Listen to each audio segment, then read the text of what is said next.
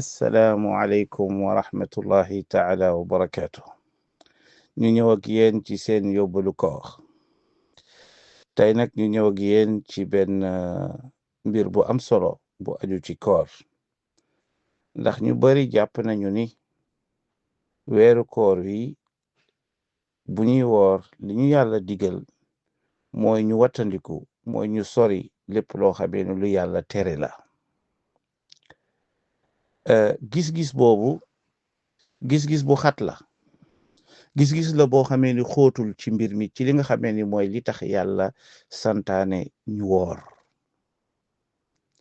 gis-gis bu xóot nag lañ leen bëgg a indil ci li nga xamee ni mooy woor,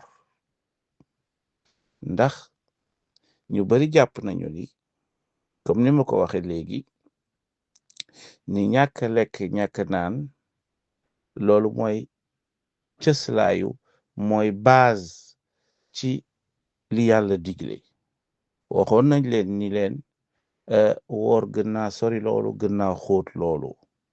li tax yàlla santaane ko mooy dafa bëgg ci ñun ñu def lu ñu tudde réforme, moo ñu defaraat sunu jëmm yi, defaraat sunu jikko yi.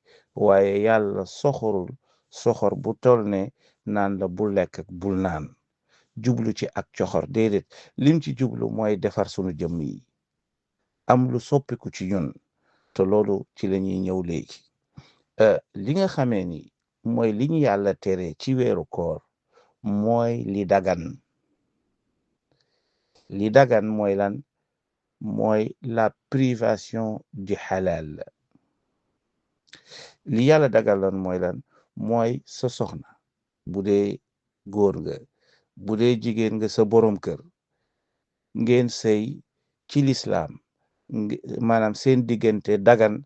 yàlla ni la li daganoon tey dama koy araamal, li tàmbalee njël ca fajar ba keroog ñuy noddu timis, diggante bi seen diggante bi nga xamee ni lu daganoon la, araamal naa ko.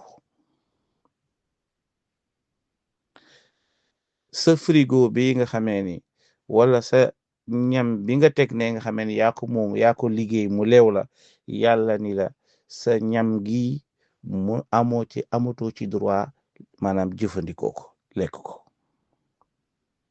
yaa ko moom, yaa ko liggéey, yaa ko ñaq. yàlla ni la lii nga xamee ni dagana la, daganatu la ci diggante bi ba diggante bi, maanaam araam na ci yow.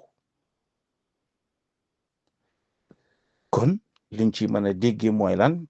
mooy ni ndeke koor du li araam moo ko tax a jóg, ndax li araam at mi yëpp la araam. wax lu dul dëgg ci at mi yëpp la araam.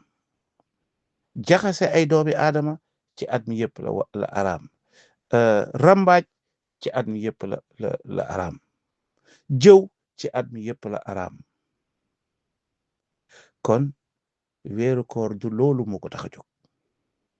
li ko tax a jóg mooy xool nan lay defaraate sa jëmm ji, ba yi nga xamee ni moo daganoon ci yow ñu jéem la ko tere, xool nan nga cey taxawe.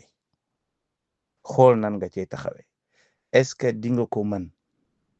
boo ko mënee pendant weer ñu lay tere li nga xamee ni moo dagan ci yow, boo ca jógee ci weer wi da nga mën a tere sa bopp li nga xamee ni daganul ci yow.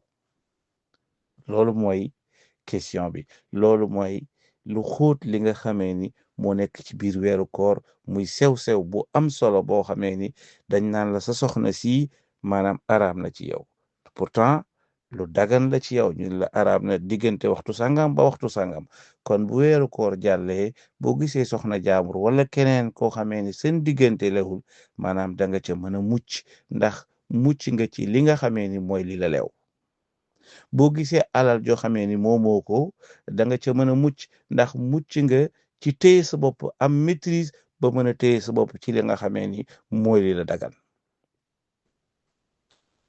exercice la, école la, daara la boo xamee ni yàlla daf ñu ci jaarale ci biir weeru koor bi, ngir ñu mën cee génn, mën a am lu ñuy wax ak nite, mën a maîtriser maanaam say bëgg-bëgg, mën a maîtriser sa envie yi nga am ci ay ñam, ndax da ngay ubbi sa frigo li nga bëgg yépp nga xam ne ba ngay dem di def say course la nga bëgg sopp ko bëgg ko maanaam xemem ko lépp yaa ko jënd ak sa xaaj dugal sa frigo juni la lii daganul soxna si nga xam yaa ko xool tànn ko wala borom kër bi nga xamee ni da nga koo tànn indi ñu ni la araam na ci yow kon ñu gis ni am na lu sunu borom lum ñu bëgg a jàngal am na leçon boo xam ni moom la bëgg ñu mokkal ko leçon boobu mooy lan mooy nit nekkaat nit mën a am maîtrise ci wàllu ñam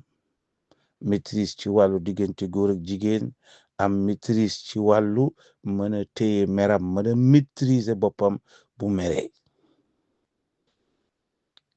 kon ñu gis ni koor li ko tax a jóg mooy defar doomu aadama daara la daara ju kawe la nag université boo xamee ne ci la ñuy jàng naka la ñuy nekkee nit koo xamee ni am nay valeur nit koo xamee ni nit ku nite la loolu mooy njàngalit bi nga xamee ni moom lañ leen indiloon tey jërë ngeen jëf wasalaamu aleykum wa rahmatullahi taala wa barakaatu